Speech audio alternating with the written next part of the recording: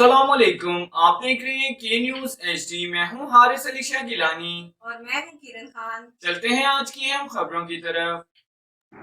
रुख करेंगे साहिवाल का, जहां से रिपोर्ट कर रहे हैं हमारे नुमाइंदे जहीर अब्बास खिच्ची। उम्मीदवार बराए चेयरमैन सदर किसान विंग पाकिस्तान मुस्लिम लीग नून तहसील साहिवाल मलिक तारिक अब्बास जंजुआ ने कहा है कि मैं इलेक्शन जीतकर अपने हलके के तमाम मसाइल हल करूंगा।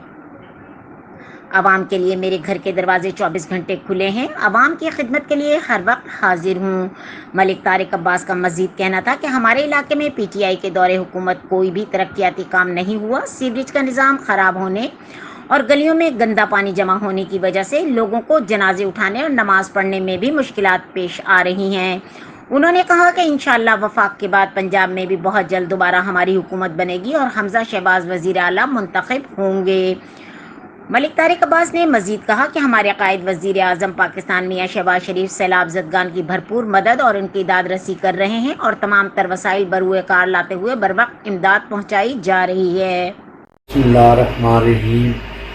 मैं मलिक तारिक अब्बास जंजुआ मुस्लिम लीग नून किसान विंग तहसील साहिवाल का सदर मुंतखब हुआ हूँ और मैं अपने कायद मियाँ नवाज शरीफ, मियाँ शहबाज शरीफ, हमजा शहबाज शरीफ का मशकूर हूँ, जिन्होंने गरीब लोगों को प्लीज कहता हूँ और इंशाल्लाह उम्मीद है कि हमारे डिवीज़न में इंशाल्लाह मुस्लिम लीग नून की जब हुकूमत आएगी तो इंशाल्लाह तरक्याती काम भी करेंगे और लोगों को नौकरियां भी दिलाएंगे और खुशी से लोगों के काम।